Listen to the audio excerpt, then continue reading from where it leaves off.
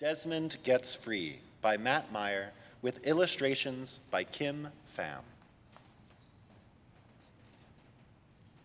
Desmond the mouse lived in the most beautiful meadow in all the land. Every morning, Desmond woke with the sunrise and would spend the day playing in the meadow. Every evening, Desmond would go to sleep in the middle of that meadow under the beautiful starry sky. One night, though, Desmond awoke when it was still dark out. He tried to roll over to a more comfortable spot, but something wasn't right. Desmond realized that his tail was stuck right to the ground and beginning to throb with pain.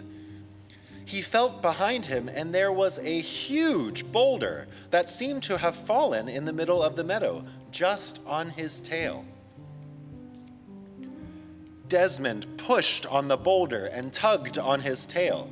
He pushed on the boulder and tugged on his tail, and he pushed and tugged and pushed and tugged. But it was no use. When he was out of breath and had just about given up, he saw a giraffe nearby in the grass. "Good news," he thought.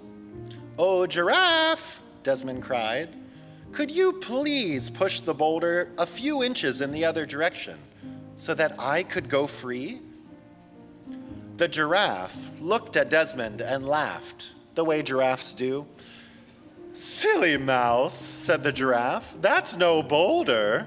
That's an elephant that's fallen asleep in the middle of the meadow, just on your tail."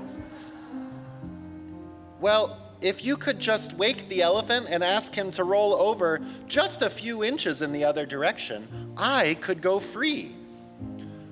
"Well," replied the giraffe, "you know what they say about letting sleeping elephants lie. I find it's best to not get involved in other animals' business. I find it's best to remain neutral in times like this." Desmond quietly replied, "Well, I do not appreciate your neutrality." The giraffe wandered off, and Desmond tried calling out to the elephant to wake him up.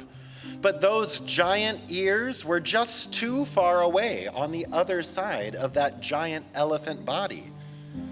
So again, Desmond pushed on the elephant and tugged on his tail. He pushed and he tugged and he pushed and he tugged, but it was no use. When he was out of breath and had just about given up again, a gazelle wandered by. "Oh, gazelle," he cried. "Oh, gazelle, it seems that an elephant has fallen asleep just on my tail in the middle of this meadow. I'm stuck and it hurts. I wonder if you could gently wake him up and ask him to roll over just a few inches in the other direction so I might go free." "Well," said the gazelle, "I see your problem there, but you know what they say about letting sleeping elephants lie. I find it's best not to get involved in other animals' business. I find it's best to remain neutral in times like these." Desmond replied, almost to himself this time, "I do not appreciate your neutrality." Desmond tried again to call out to the elephant. He tried again to push the giant animal away. He tried again and again to tug his little tail free, but it was no use. When he was out of breath and had just about given up for the last time, he saw another mouse wandering through the meadow. "My name is Nelson." "Nelson, this giant elephant has fallen asleep just on my tail in the middle of this meadow. I wonder if you might run over and call out into his giant ears and ask him to roll over just a few inches in the other direction so I could go free," Desmond asked. "Of course," said Nelson. Nelson ran all the way to the other end of that giant elephant body and he called up to those giant elephant ears at the top of that giant elephant head. But the elephant didn't budge. The elephant heard Nelson's small voice far away, but he felt too comfortable to move. So Nelson ran back to Desmond, a little out of breath, and said, "I have an idea. Don't move." He ran off. "I won't," muttered Desmond. A little while later, though, Nelson emerged through the tall grass, and he wasn't alone. Nelson had found 3 other mouse friends to help him, and each one of them had also brought another 3 friends. The whole group of them ran over to the giant head of that giant elephant. One mouse scrambled up onto the shoulders of another, and another mouse scrambled up on her shoulders. And then, one after another, they climbed up until the whole group of them had formed a long mouse ladder right up to the side of the elephant.